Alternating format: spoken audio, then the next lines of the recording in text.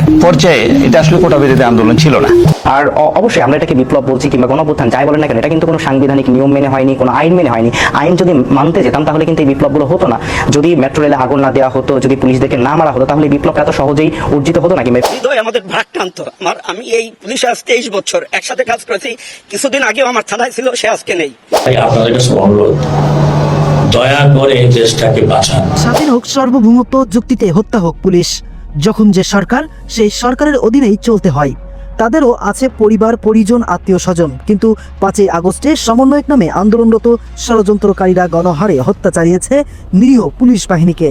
তাই একজন বাহিনীর প্রধান হিসেবে তার সদস্যের এই অকাল মৃত্যুর বিচার না হওয়া পর্যন্ত আওয়ামী লীগের বিষয়ে কোনো হস্তক্ষেপ করবেন না। এক পর্যায়ে এটা আসলে কোটা বিরোধী আন্দোলন ছিল না। এটা আপনি যদি শেষ পর্যায়ের দিকে যে সাংঘর্ষিক অবস্থা রয়েছে, নৈরাজ্য যারা সৃষ্টি করেছে এবং তাদের সঙ্গে মূলত ফাইটটা হয়েছে আইন শৃঙ্খলা বাহিনীর।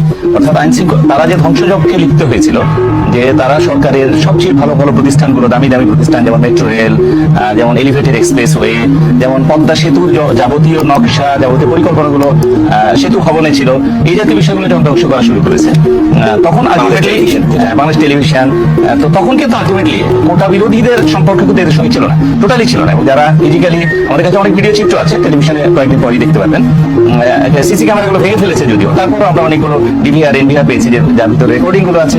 আমাদের এই যে এখানে নথি আছে যে শিবিরের 3টা আইডি থেকে কমিউনিকেশন গুলো আছে, কাশফুল, স্বপ্নচারী এবং বাঁশের কেল্লা, 3টা কমিউনিকেশন আজকে সময় টিভিতে এগুলো দেখাচ্ছে। তো একটা পর্যায়ে কিন্তু আলটিমেটলি কোটা বিরোধীরা এর সঙ্গে কোনোভাবেই সংশ্লিষ্ট ছিল না, ছিল হচ্ছে যারা রাষ্ট্র বিরোধী এবং সরকার বিরোধী তারা ছিল।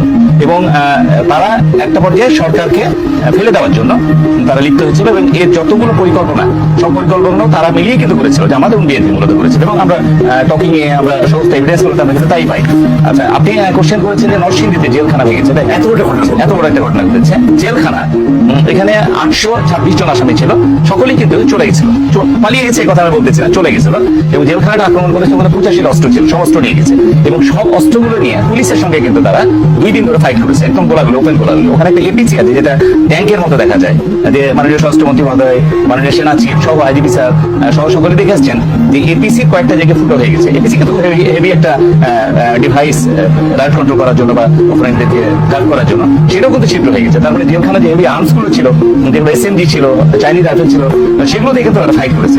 এখন কারা ফাইট করেছে আপনারা খুব ইন্টারেস্টিং দেখেন, যে জেলখানা যারা আক্রমণ করেছে তারা সকলেই হচ্ছে অঞ্চলের খুব বয়স্ক মানুষজন কিন্তু।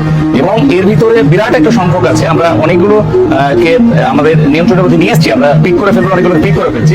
তারা কিন্তু জেলখানাতে দীর্ঘদিন ছিল।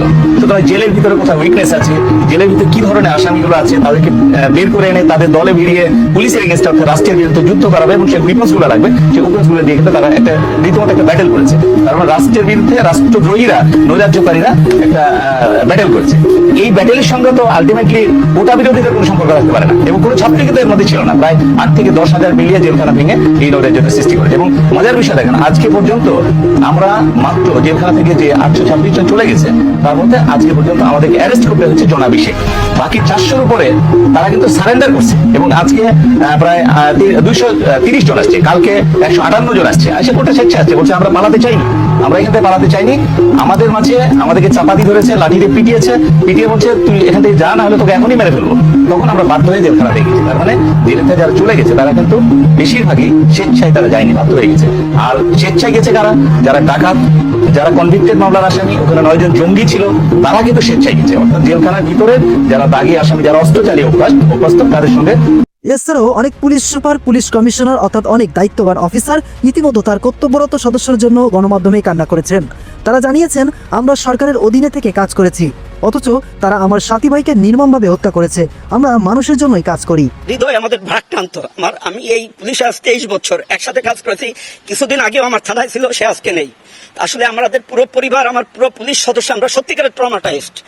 তার ভিতরে আমরা আসলে জনগণের প্রয়োজনেই কাজ করি। আমাদের ব্যর্থতা অনেক সময় আমরা জনগণকে বুঝাইতে পারি না। আজকেও ফিরে আসা কিন্তু জনগণের জন্যই। জনগণ প্রয়োজন বোধ করছে যে পুলিশ না থাকলে কি হচ্ছে, সেই প্রয়োজনেই ফিরে আসা। আমি ধন্যবাদ জানাই সেনাবাহিনীকে। সত্যিকারে তারা বিশেষ করে এই তেজগাঁ এলাকায় বিগত দিনে, এবং ঠিক যখন সারা বাংলাদেশে জ্বালাও পোড়া হচ্ছিল, তারা একেবারে কোনো একটা স্বর্গীয় দূত হিসেবে এই থানার গেটে দাঁড়িয়ে তারা আমাদের রক্ষা করছে। তাদের কাছে, তাদের প্রতি আমার এই থানার পক্ষ থেকে কৃতজ্ঞতা। আর আমরা আসলে সত্যিকারের স্বল্প পরিসরে, যেহেতু আমরা সবসময় কমান্ডে কাজ করি, একটা চেন অফ কমান্ড কাজ করে। আমরা এর আগেও যা করছি অর্ডারে করছি, আজকেও অর্ডার করেছে, তাই আমি থানায় চলে আসছি। এখনো আমার অনেক সহকর্মী কান্না করতেছে, আসতে পারছে না। আমি চেষ্টা করছি যে আমরা সত্যিকার মানুষের প্রয়োজনেই যে কাজ করি, এই কথাটা তাদের বোঝাতে চেষ্টা করতেছি, তাদের মোটিভেটেড করে যে সত্যিকারে যে আমরা মানুষের প্রয়োজনে, এটা সেই প্রয়োজনটা আবার মেটানোর জন্যই কিন্তু আমরা চলে আসছি। তাই সবাইকে ধন্যবাদ। আমরা চেষ্টা করব এবং জনগণকে বলবো আমাদের রাস্তায় নেওয়ার জন্য। রীতিমতো দীর্ঘ 8 মাস পর পুলিশ হত্যার এই বিষয়টি বেশি ঘোলাটে হয়েছে, কেননা দেশের রাজনীতিতে আবারও নতুন করে কামব্যাক করতে চলেছে আওয়ামী লীগ সংগঠন।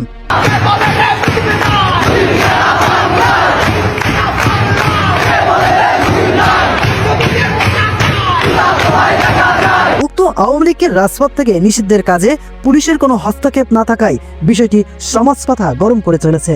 সেটা ঘটনাটা সত্য, যেহেতু মিছিল হয়েছে, এটা তো আর কোনো, এটার ভিতর তো কারো কোনো সন্দেহ নেই। মিছিলটা যেন ভবিষ্যতে না হতে পারে এই জন্য পুলিশদের ইনস্ট্রাকশন দেওয়া হয়েছে, এবং যদি তারা এটাকে ভালোভাবে কন্ট্রোল না করতে পারে তাই তাদের বিরুদ্ধে ব্যবস্থা না। প্রিয় দর্শক, সমন্বয়ক হাসিবের মতো অনেকেই জানিয়েছিলেন পুলিশ হত্যা বা মেট্রো রেল বা গুরুত্বপূর্ণ স্থাপনা আগুন না দিলে এই আন্দোলন সার্থক হতো না। তাই জনসম্মুখে স্বীকারকৃত সমন্বয়কদের বিচার আসলে কি হওয়া উচিত এবং সেই সাথে পুলিশ হত্যার বিচার প্রসঙ্গে পুলিশের আইজিপি স্বরাষ্ট্র উপদেষ্টাকে যে স্পষ্ট বার্তা দিয়েছে, সেই সাথে আপনি কতটুকু সহমত পোষণ করছেন তা অবশ্যই জানাতে ভুলবেন না।